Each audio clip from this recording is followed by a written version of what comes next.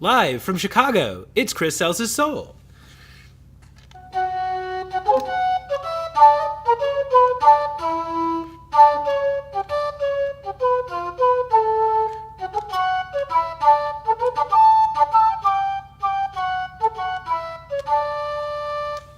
I'm your host, Chris Bogue, and this is my show on LinkedIn Live, where I have conversations with cool people who will help you work more creatively.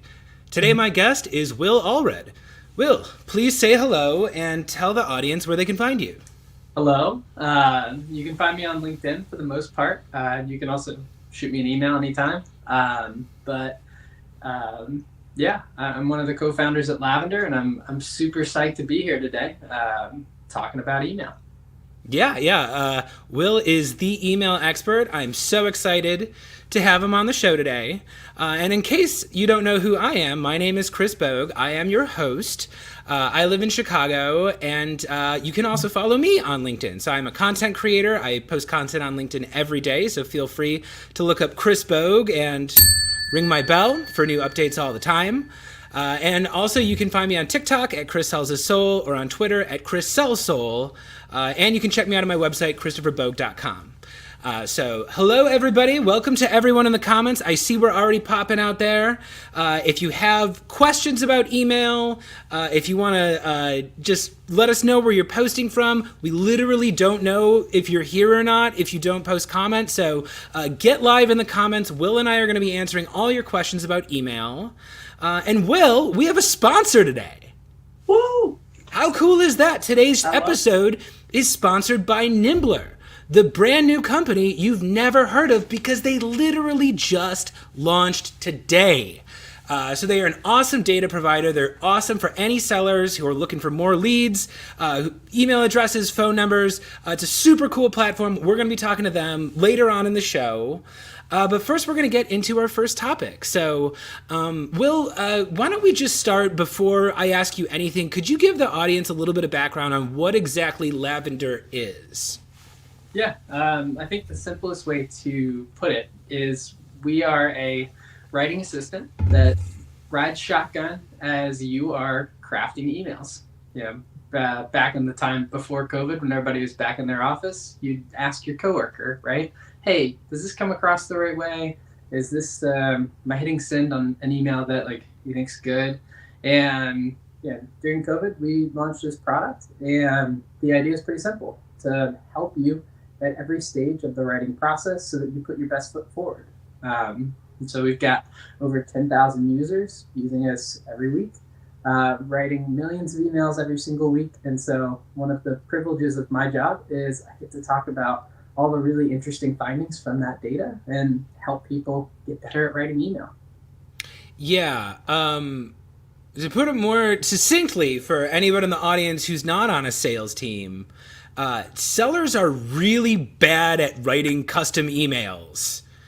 And Lavender teaches them to do it really succinctly. And that's why I have you on the show today. I'm actually famously not a cold emailer. It was never my preferred way to do sales. I was always frustrated by deliverability rates, by marketing emails. There's all these things. And then when I did it, I would overthink everything, and that's why I take to video really well, because I can perform in front of a camera. But Will, let's just start at the very basics. How do you write an email? I literally don't know. I don't send them. How would you instruct me to write a cold email that's going to get me meetings for my business? Yeah, well, there's two fundamental questions, actually three fundamental questions that I would ask you, which is, who are you reaching out to, right? That might change how you reach out to them. That might change, how you're going to approach that individual and what you're going to approach them about. The second part is, why are you reaching out to them in the first place? It's amazing how many emails you'll read, and the answer to that is, oh, well, I'm reaching out to them so that I can tell them about my product and hopefully book a meeting with them. Mm-hmm. And that's not a good answer. Yeah. And then the last one is, what do you want? And back to that last point, which is most emails, they want to drive a conversation that ends up booking a meeting, as opposed to just trying to drive a conversation. It's about conversations, not conversions. Those would be the three things that I would start with. But as I would frame out that email, and there's several different ways that you could frame out right an email. But first and foremost, I would start with why you're reaching out. If I'm thinking about how I go through my inbox, how your buyer's probably going through their inbox, they are, really spending maybe 10 seconds max with each email that hits them. And with that, you have to recognize that they are categorizing this information. And so if you don't reach out with like a solid level of individualization to that message, what ends up happening is people just immediately categorize it as like spam. Right? You can probably like think about this, right? You think about like marketing emails. And so like the first thing I would do is basically like call out the fact that I've done my homework and what that homework has led me to believe about their business. So a good like go-to example that I use all the time is like the fact that someone's hiring. If somebody's hiring, that naturally leads to there being some sort of hypothesis about their business, a point of view that I can make about what's typically likely going on within their organization. And that really sets up the entire theme and the conversation that I'm going to start there. The thing that you're not going to hear me talk about a bunch is like, throwing a bunch of information out about what you do. That's really not where your credibility is going to come from. Credibility is going to come from that why you're reaching out, right? And so that's saying to the other person on the other end, hey, I've done my homework, I've seen this, I have a good sense for where you're at, and taking that observation about their situation, understanding the problems that are likely in place. Then once you've done that, all you really have to do is say, yeah, we've seen that and we've solved it before. You don't have to get into the details of everything that you do and how you've solved it. It's pretty simple. Okay. And then a simple conversation starter of something like, hey, is that even a priority right now? Okay, let me ask this then. What is an appropriate amount of emails to expect a seller to send every day? Yeah.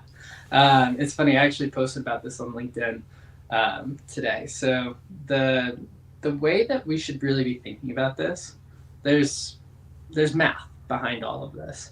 If you're thinking about the number of responses you're going to get, it's a simple math equation of the number of emails you send multiplied by your reply rate.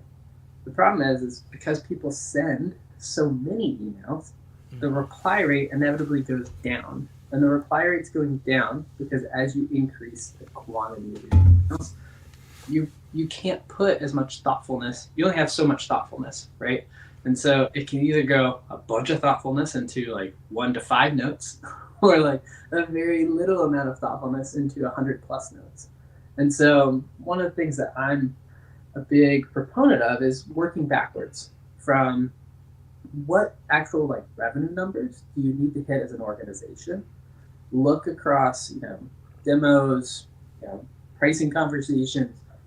What's the fall off rate? And really get back to, okay, how many conversations do I need to start this month? And when you put it that way, when you put it into perspective, how many conversations do I need to start?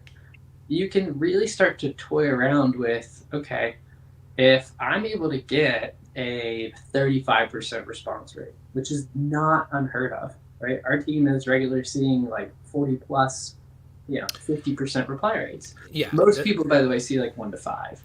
No, I do video because I get above 50% reply rates, and I was not able to get that with the tab. But I know good emailers can do it, I'm interested in you finishing that thought, but I also am interested in the emotional aspect of this, though, because I see a lot of sellers who are supposed to have X amount of touch points to bring in that much revenue, and I see most of them fall short of their activity metrics. So I'm curious in your answer, both of like, what's the amount needed to bring in revenue, but also what's a reasonable amount to expect from a young sales team before they just burn out and start producing bad work?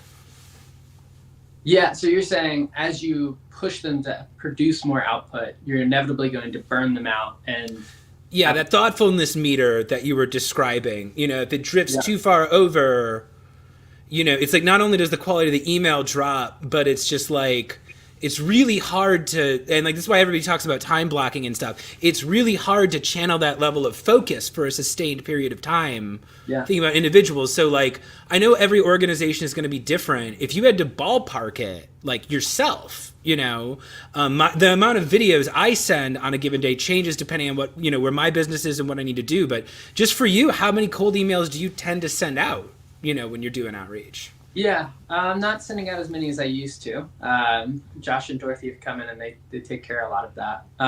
But the thing that I'll note is it doesn't need to take a huge amount of time, right? I said like 1 to 5, right? But if you have a clear-cut process for, based off of who I'm reaching out to, here's where I'm going to go, what I'm looking for, so that I can understand why I should reach out to this person. And sometimes the answer is, I don't really have a good reason. I need to put them into a different stack of individuals that I need to go do different types of research for later.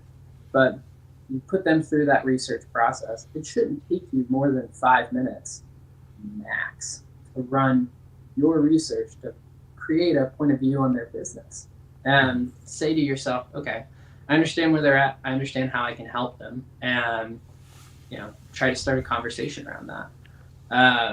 So you think about 5 minutes per 5 minutes of research, maybe let's just say 10 minutes per email to like give it a good number. 5 minutes of writing, probably 3 of that will be content creation, 2 of it will be editing, which like isn't crazy. A lot of people, if you ask them, they'll say, "Oh, I only spend like 6 minutes per email max," and in reality what you're actually seeing is like 16 minutes per email. Yeah. Why do you think that is? Why do you think it is? Why don't they just automatically do it your way? Where does that come from, the 16-minute email? It comes from a lack of training around how to write personalized one-off emails. It comes from a lack of discipline around process when people are researching. So when the time spent writing gets really high, one of the main reasons is because people are just like meandering on the internet. There's not a clear path that they need to take. And so one of the things I'm a big proponent of is it's not something you can really automate. Like people might give me flack for that, but I don't think you can truly automate this process because depending on the individual, like that process changes. There's so many different attributes that you can pull in. And like, this is really like the creative aspect of what the job is. So you're talking about like reps getting burnt out. Well, reps get burnt out because you force them to be some sort of cog in a machine, and they don't have the like lens or avenue to really think. It's more of just like produce.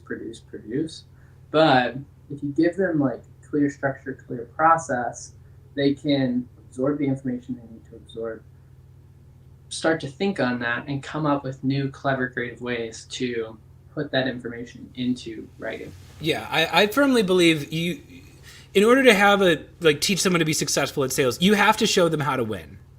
If you show them how to win and you make them believe that they can win, they can go do it, but I find they don't have, especially around email, they don't have good guidelines. And, I do video too, because they're even worse off with that. And This actually brings us to our next segment, which is everyone's favorite segment, Gimme Gimme. Will Allred, are you ready for Gimme Gimme?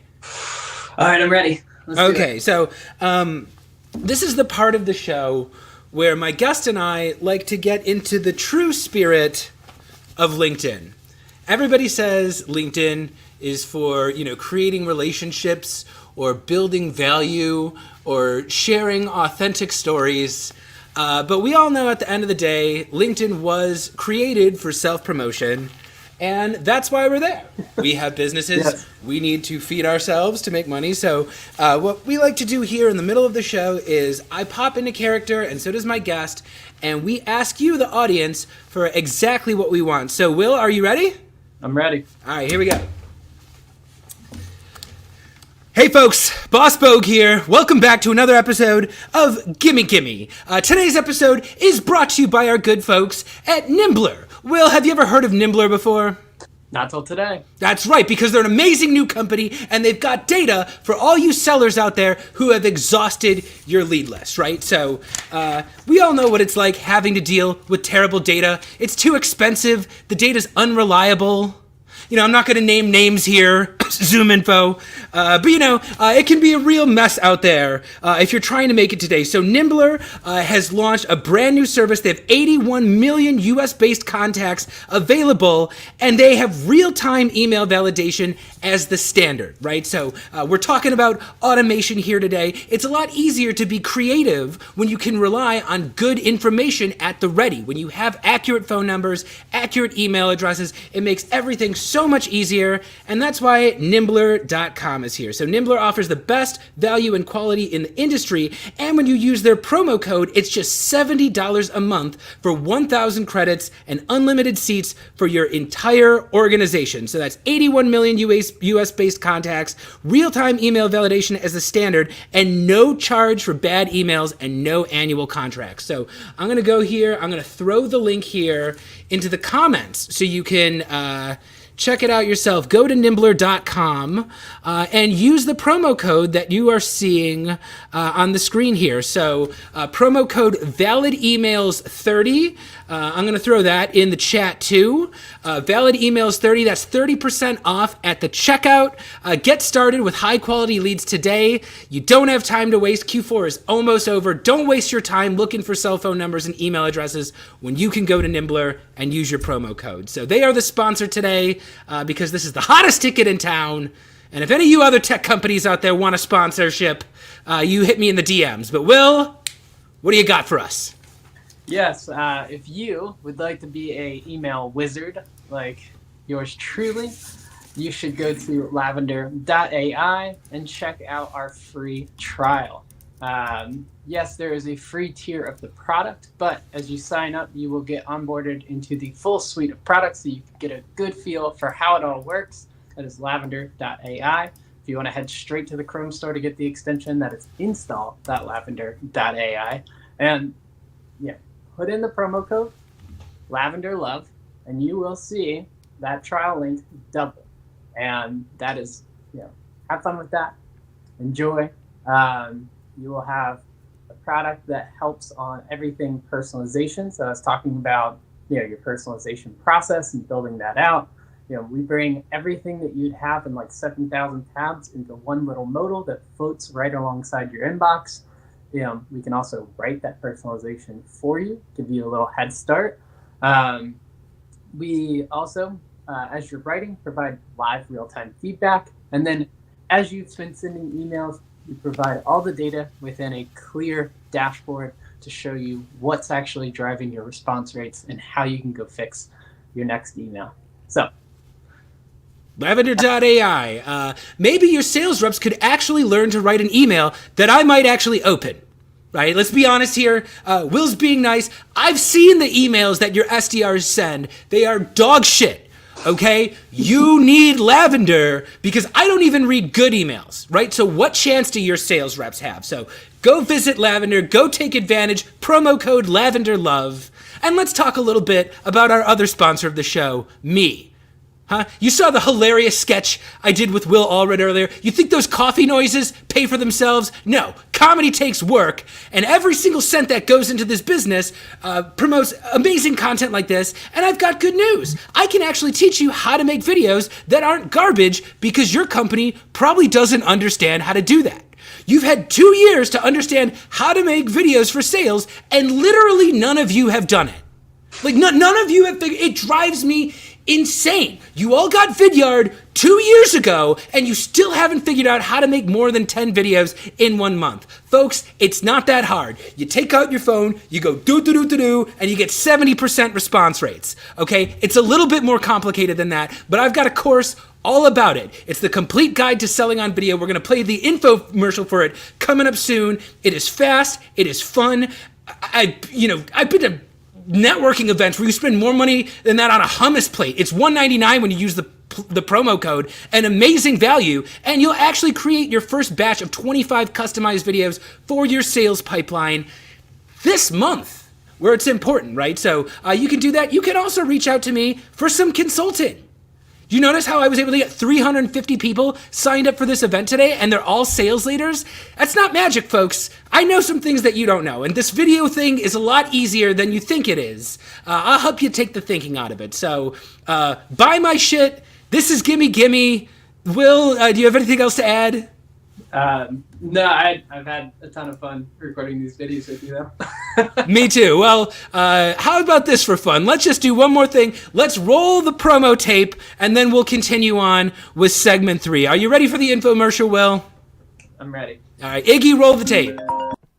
Hello? Is this Mr. Sherbert? It sure is. What can I help you with, brother? Hello. You were not expecting this call. Do you have 17 seconds to Hang learn on a about second. mercifully short... Is this a cold call? I don't know. You. Never call this number again.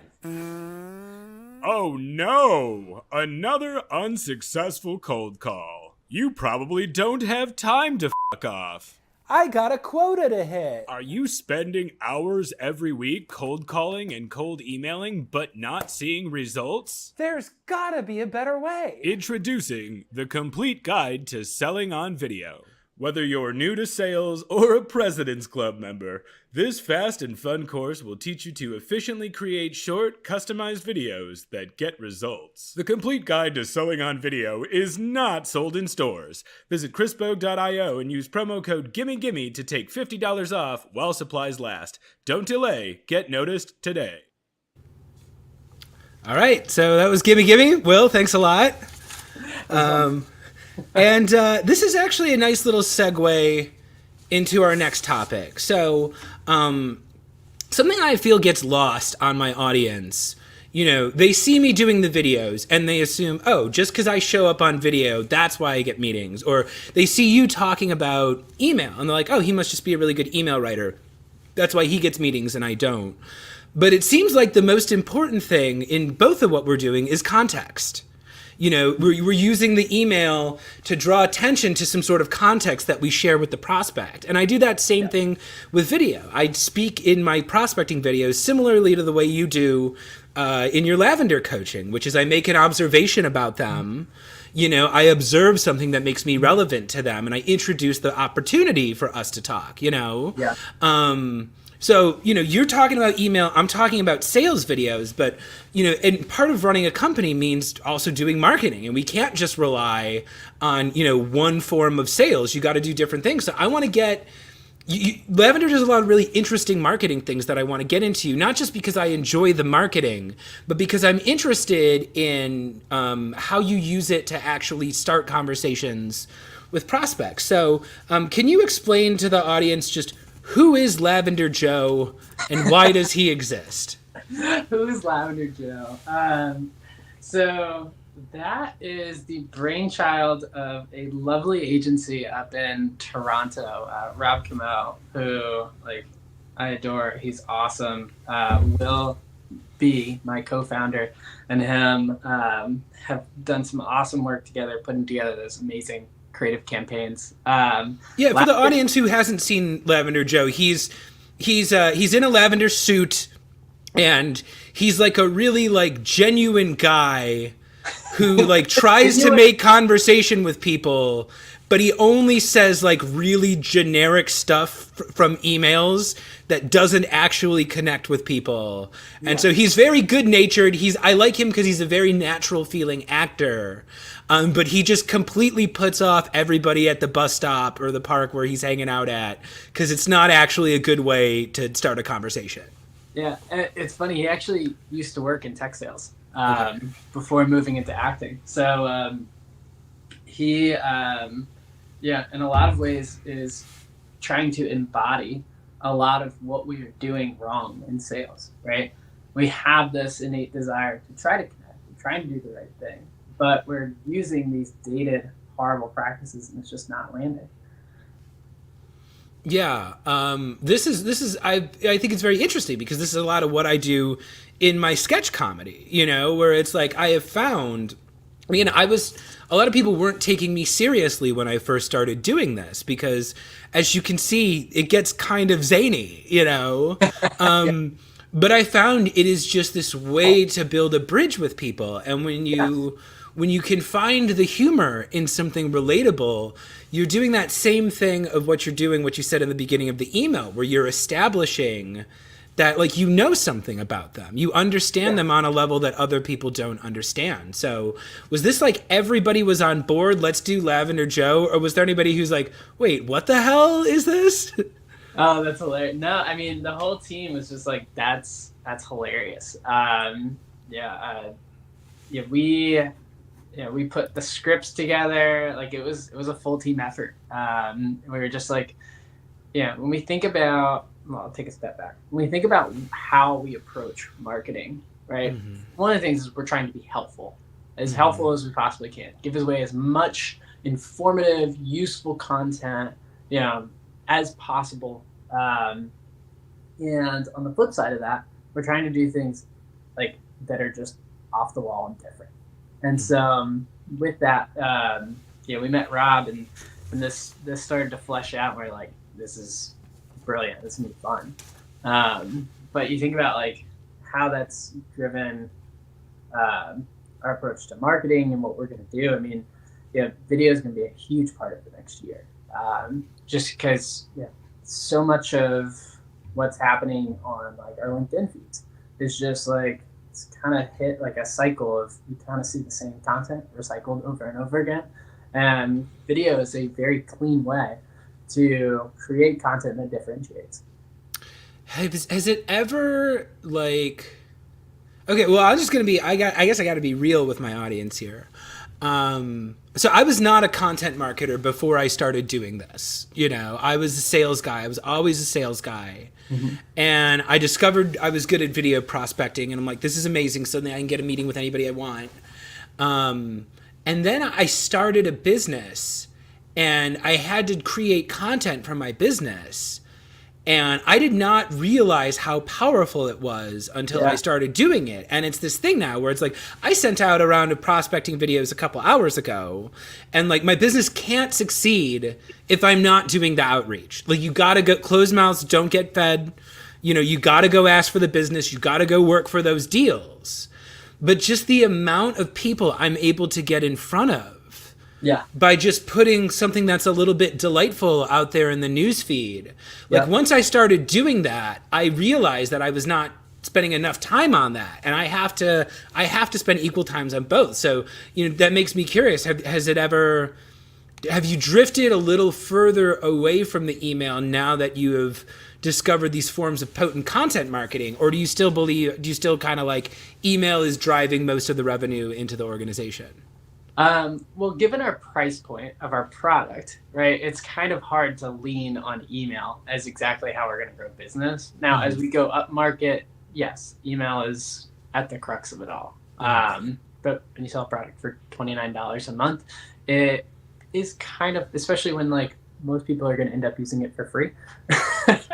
You also have to recognize that, there's some just math behind the business where you have to get some kind of scale, and we're not going to approach scale in the same way that other folks try to do it with email. We're still going to do that one-to-one personal touch.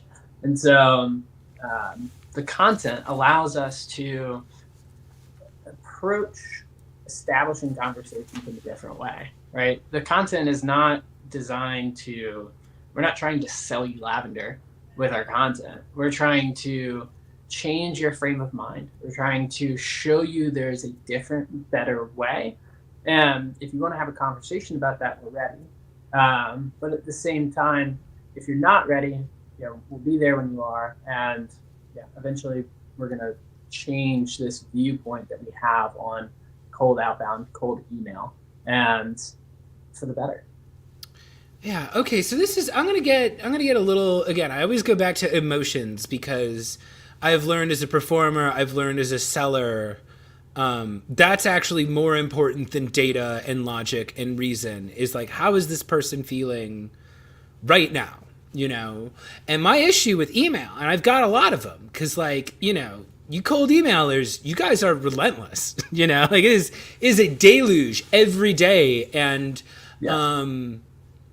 I was just like, I got like, so like the righteousness there. I'm like, no, but the point I was getting at is, I have become resentful of my inbox. I don't look at my inbox as a source of fun.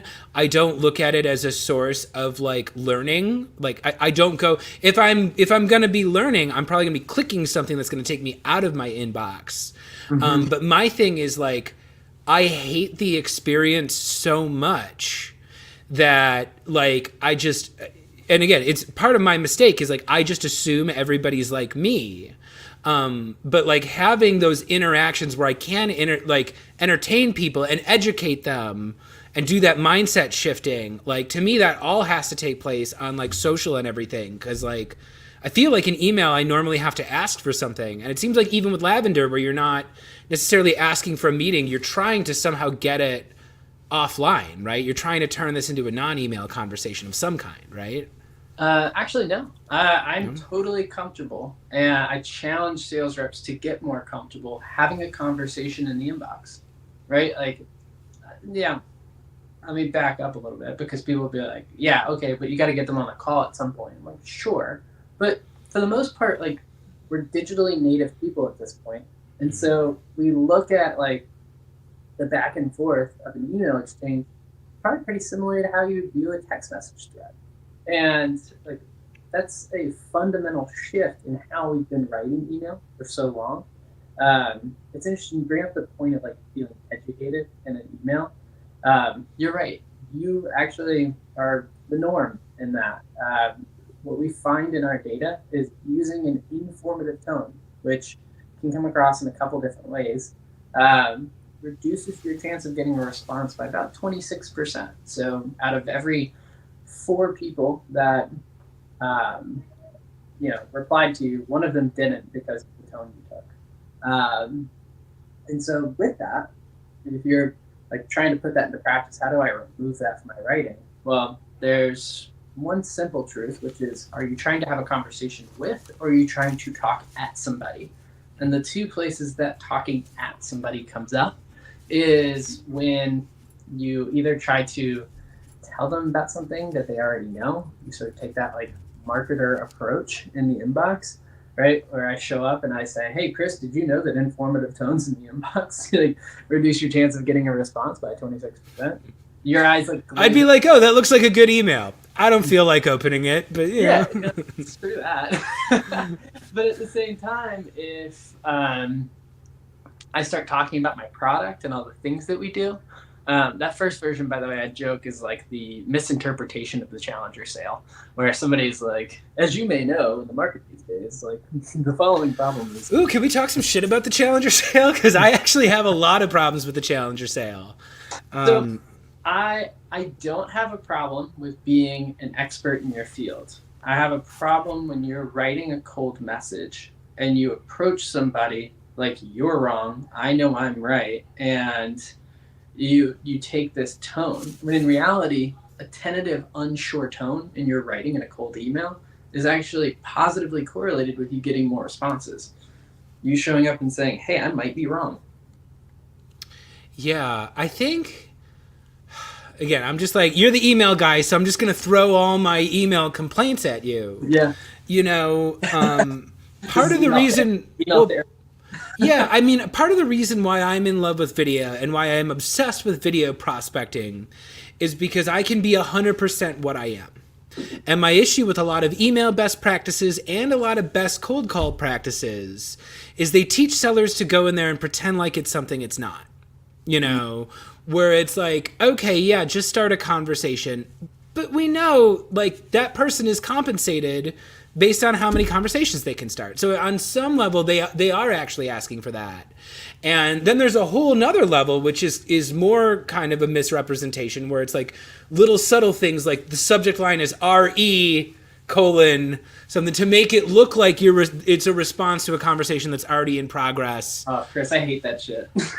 Yeah, but this is a lot of what it is. And again, there's so much, I think so much of what's happening in the inbox, at least for me, is like I'll see something come through and I'm like, I don't even want to take the time to determine if this is trustworthy or untrustworthy, because there's a high chance it's untrustworthy, and that means I just wasted my time. You know, I'm supposed to be doing something else. I looked at this terrible message that I'm not going to respond to. Now I probably triggered something because this person's going to hound me even more because they know I opened it. You opened it, now they're calling. Yeah. So, I mean, do you ever just kind of go for like, yeah, this is what my product does and here's why I want to have a meeting with you. That's my email. Well, I reverse that, right? Here's why I want to have a meeting with you. Some context on what my product does, right?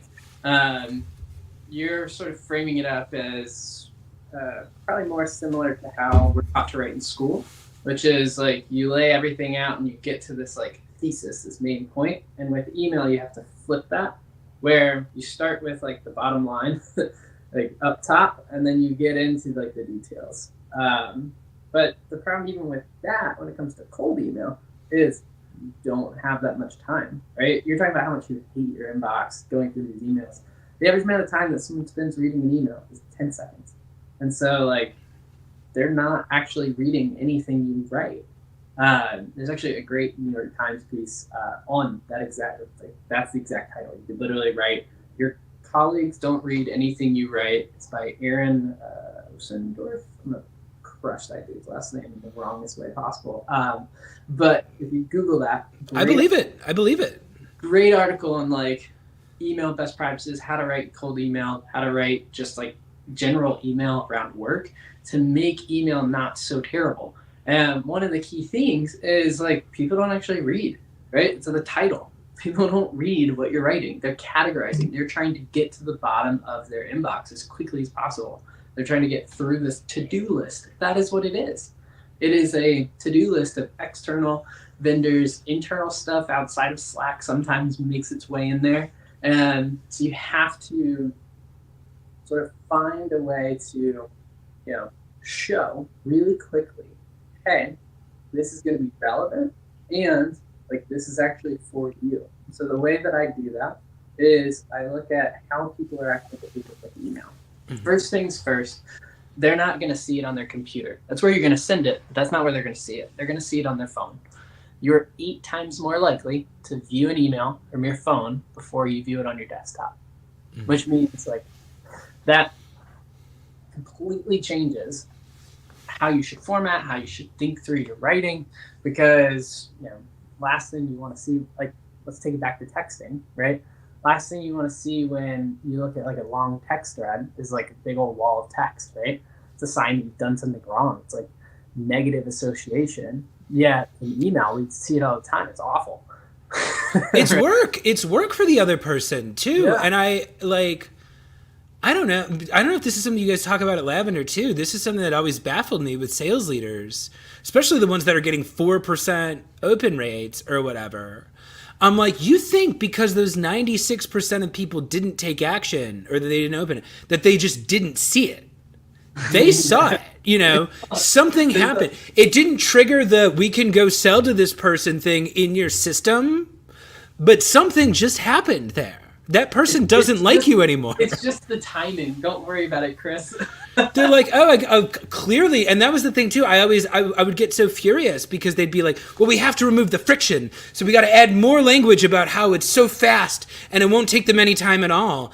And I'm like, guys, doing something fast is only good if they already want to do it, but that's not the problem. The problem is they're hiding from you because you're really off-putting. But at the same time, again, this is why I keep going back to this how do you ask for a meeting thing, because I've been a sales rep and I've had to set meetings to get paid. That's what all sales reps have to do. And yeah, I can ask a curious question in email. When it comes to saying what I want from the other person, the action I want them to take, I have always found that's easier on video or on phone because now I have vocal inflection, I have all this context, I have all these other storytelling tools, whereas I find sometimes giving someone a quote, giving someone a price, asking for something definitively, that's harder in email to get the tone right. You know, I've just never figured out how to do it. And Yeah. part of the reason I'm asking you is because I'm like, shit, I wish I could do that in an email. But I rely on these other, you know, more kind of visual kind of forms of communication. Or auditory too, I guess, is a big part of it. And sort of keeping it to cold, I can definitely talk about some of those other pieces. Because I don't think every aspect of communication is appropriate for email, right? Yeah. Like, I shot a question back to Amy today, and Amy Volas. Sorry, I'm like thinking inside my own head as I'm talking to y'all. I was shooting back and forth with Amy Volas today, and yeah, I recognized, like, I asked a question that, like, if she was like, well, I'm just gonna pick up the phone, and so she called me, right? It's not that email is the end all be all, but it is the logistics channel for how, like, deals get done, how business happens, and so we have to understand how to work with that. Now, you can use things like video to make mid-funnel way more pleasant, way more personal.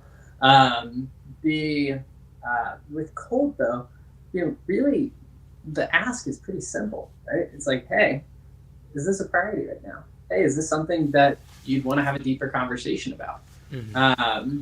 You know, would it be helpful if we could solve that for you? Is that even a challenge? Hey, let me know if I'm totally off the mark, right? Things like that are way better conversation starters than, do you want to have 15 minutes to talk about this? Or what's quickly becoming exhausting to read is, is that interesting?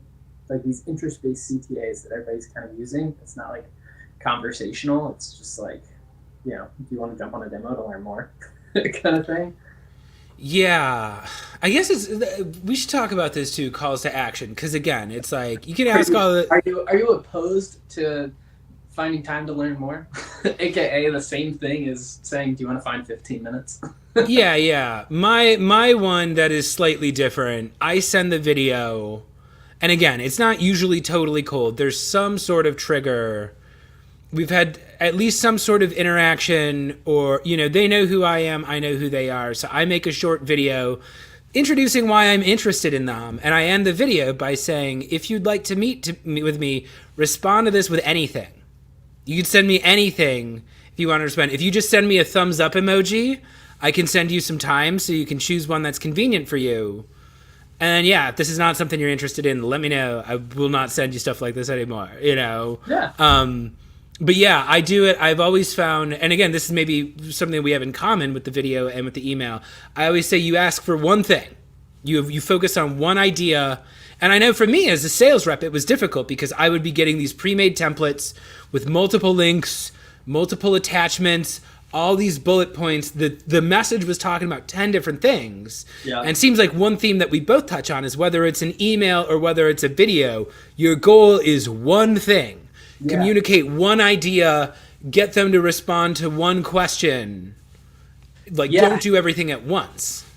Yeah, the idea of one idea is something that should permeate the entire email. It should permeate each paragraph. It should also permeate each sentence.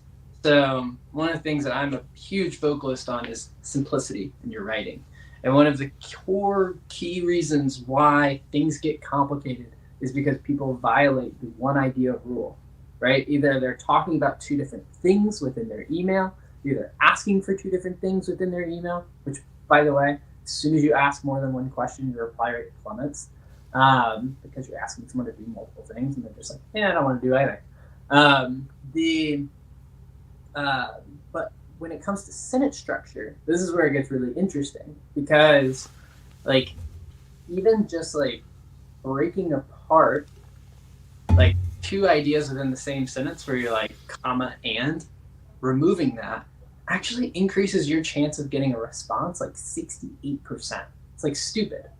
Just like doing these simple little things just makes it so much more likely that somebody's going to reply to your message. And the simple truth and simple reason is because if it's simpler, it's easier to scan. If it's shorter, what's likely to happen is they're going to read the entirety of it and they're going to understand what they read. Which, like, doesn't seem like rocket science when I say it out loud, right? But well, no, but it's actually counterintuitive, and this is something I want the audience to understand: is like you're not stupid if this is hard for you, you know, and like. There's a lot. I've known some very, very talented sales reps who did very well for themselves and did very good with email. They were not able to create tons of custom emails every day because it took them a long time, you know? So it's like, I'm always trying to give them just ideas for how they can work better. And let's see I think this is another thing we have in common too, and this is a thing I found for prospecting videos and for writing and also for my video content. I tell people start in the middle. People have too much exposition, and especially like when they get on video, I always say like the audience is not going to Google you. I wish they would Google things more often. Yeah. I just kind of start talking to them like I've already established that we're both important, you know? Yeah. And I think like with the observation too, it's like, I don't know. I see this so often with sales reps. Like they feel like they have to justify their existence first, and this is where a lot of apologetic language comes in, where it's, "Oh, I'm sure you're so busy. I know everyone's blowing up with this and that," and they're laying this foundation. Like they're making the case against themselves. Yeah. You know, they're putting themselves down here as like a low-ranking person, and I'm like, you don't need to do that. That's a really important thing to call out because I mentioned earlier, unsure or tentative tones increase response rates. What you're referencing is a weak, like, pitiful tone, not something that is tentative. What I'm saying when it's confidently negative about itself. It's like, I know I'm not worth your time. Yeah. So I'm going to shoot my shot. Yeah, very different approaching from weakness versus saying, like, hey, I've done my homework. Usually when I see that, this might be the case, right? I'm using these like hedge words to like hedge my bets. I'm like, listen, I don't know everything about your business, but I know something. I'm not like some weak, meek, individual like crawling and begging for a meeting from you. Ooh, so this is a question that just popped into my mind, but I'm curious your thoughts about this. So, if the audience doesn't know, I was an improviser and a sketch comedian before I was a sales trainer. And, a lot of the improv exercises I've learned, it's very effective for creating content, very effective as a public speaker. There is an improv exercise you can try at home. If anybody is an improviser at home and they want to play some improv games, it's called card statuses. And what you do is it's a 2-person scene. You both pick a random card from a deck of cards. And it's like, I think the king is the highest and the ace is the lowest. You treat the ace as a 1. And if you're a king, you're the highest status character there is. High status characters, they don't move around a lot. They don't talk a lot. Think like Darth Vader. These people come to them, people move towards them. They don't apologize a lot. They speak in short, confident statements. And then at the opposite end, you have a very low status character. So low status characters, they apologize constantly. They're unsure of themselves. They move around a lot. They're very nervous. And it would be very interesting doing an improv scene with like a 6 and a 7, where the status is close. And I have this whole theory on sales. I would say figure out which one of you is supposed to be Batman. If one of my prospects wants me to be Batman, that means they want me to come in and save the day because they don't know anything about video. And they want to pay me because they want to be confident that like someone's taking care of them that's going to do everything for them. If they want to be Batman, that means they're probably like a CEO or an executive or a sales leader. If you guys have ever met a VP of sales, they don't need any more confidence. They are already very confident and they want to be Batman. So I come in there as Robin. I'm coming in there as the one who's going to help them, fight Gotham together. I'm going to take care of these lower level problems while they go save the city. Or I'm coming in there as Allred. They want a little bit of professional distance. And I'm just here to explaining why the thing that I'm selling is the new, thing that they need to add to their tool belt.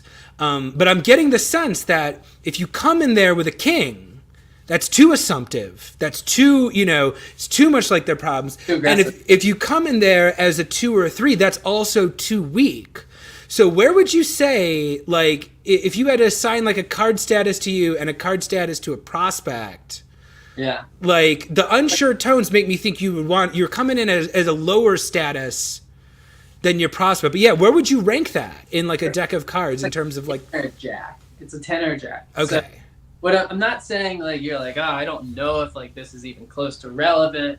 Maybe by email 4 you start to get to like a 6 where you're like, okay, I reached out a few times, like clearly I missed the mark. No worries. I thought this would be relevant because of the following reason, but I'm just gonna stop my outreach. Right? Mm-hmm. That's not an ace. I'm not like, I'm so sorry I've been bugging you, right? But I'm also like, I'm understanding of the fact that I've just like missed the mark because by 4 emails, I don't. This like drives me nuts when like people who work at cadencing softwares tell you that you need to send more emails. Because I'm like, sure, because I need your product more. Oh shit. Yeah. Sorry, who's selling you the fucking milk here? But like, real talk. Take a step back. You have some lovely partners in that space. The point that I'm getting at is like recognize how you would actually approach it if you were the person getting sent emails to, right? Like sometimes, you see the emails and you're like, okay, that's just not the right time, right? And that's why like by email 4, that's what I'm saying. But when I start the conversation with someone, I approach and I'm saying, hey, I see this, I understand that this might be going on.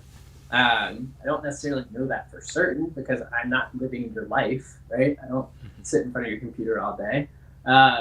But, if that thing is a problem, it's something that we can help with, am I off here?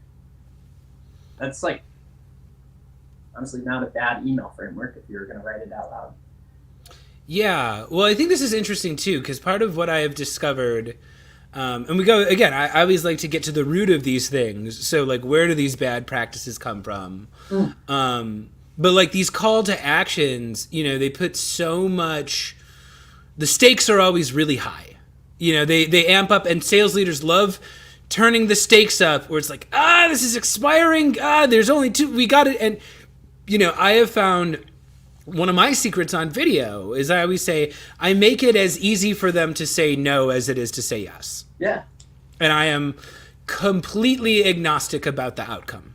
People obsess over positive response rates because of bad email practices. Mm-hmm. A non-positive response is not a bad thing if you sent a good, thoughtful email. It's just tells you that your timing was off and you should reach out at a later date, or that you're just talking to the wrong person.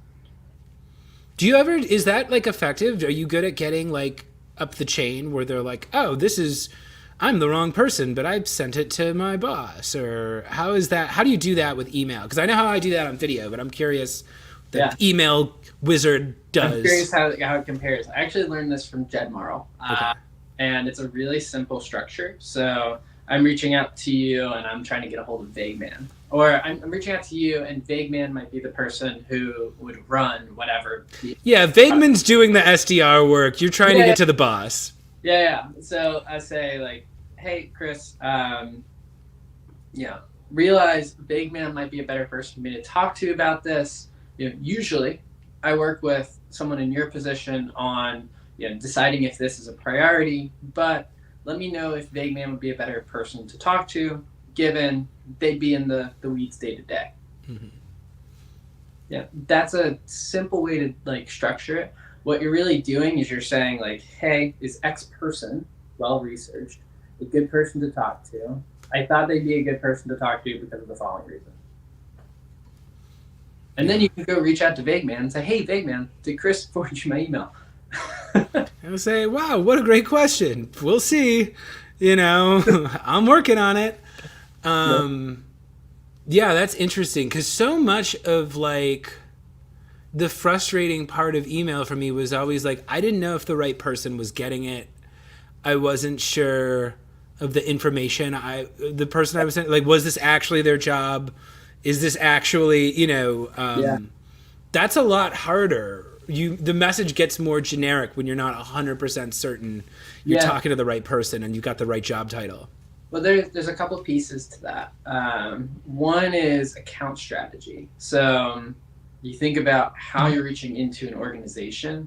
So many folks are just reaching out to a single individual, when in reality, buying it happens on a committee level today.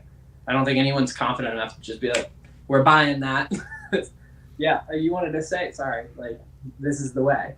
And so, like, you have that piece of it. And so you have to go above the line of buying power and talk to, say, we're talking about, like, implementing marketing tech. You know, I got to talk to RevOps, I got to talk to the CMO, I got to talk to the director of marketing, I got to talk to, maybe someone on the sales side because they might be impacted. And so there's multiple people that I'm trying to get a hold of to see their opinion on this idea. Meanwhile, I can go below the line and act almost like a reporter and just say, like, hey, I was noticing that XYZ was the case.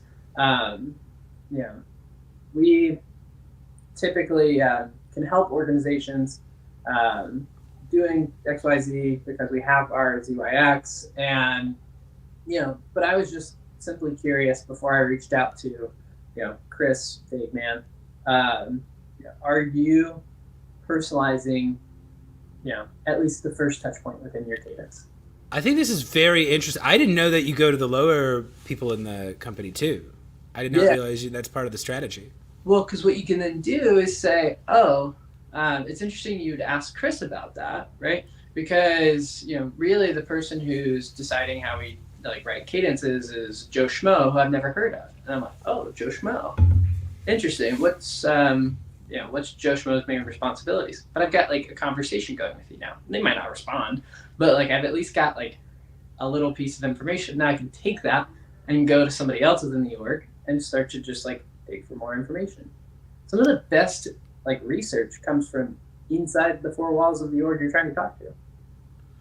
Yeah, I mean, I guess I just do that in different places, but I mean, for me, and how I do use email, again, I'm often throwing a video in there.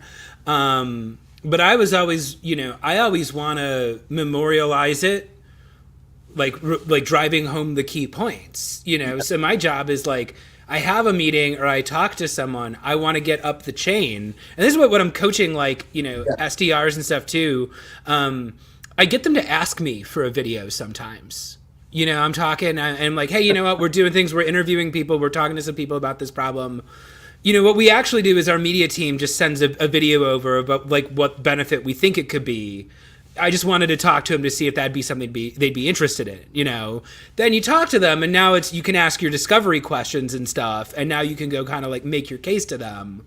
But I'm always looking if I'm working that internal game, you can watch your open rates. And if I'm getting 10 plus watches on that video, I'm they just forwarded me to the organization. And again, can you keep that message tight? And that's the trick too with you're going through everybody's got their input, but can you keep that succinct enough for that one idea? The succinct piece comes back to people being afraid to just start conversations in the inbox, right? Mm-hmm. If you see that forwarding happening and you reached out to somebody in the middle or lower tier of the organization and 28 people have opened it, be like, hey, I'm super curious. I sent a video over to X person. Did you happen to see it? What I'd say. Yeah. No, that's the thing. They're like no one watched my video. I'm go make sure they watched it then. You call them, you do something. And then it's not, you're not dumping a bunch of new information on them. You're just trying to get them to watch the video and you're just starting that conversation. Yeah. This is fascinating. Unfortunately, we're out of time. But we're gonna hear from Nimbler one more time. But before we go, can you give our audience one more on Lavender if they want to go check out Lavender? I don't know if we mentioned earlier, if you are a job seeker, if you've lost your job, if you're a bootstrapper like me, and you run your own business and you don't have venture capitalists and you don't have a whole organization, there's you can get Lavender for free too. So yeah, why don't you just take them through how they can do that? Yeah, so if you're on the job hunt, one of the best ways to land your next gig is with a cold email. I can personally attest to that. I broke into consulting that way. And so with that, it's one of the things that we're really passionate about is making sure we give the product away to folks that are on the job hunt. Additionally, bootstrappers, we've been in that shoe too. It's tough.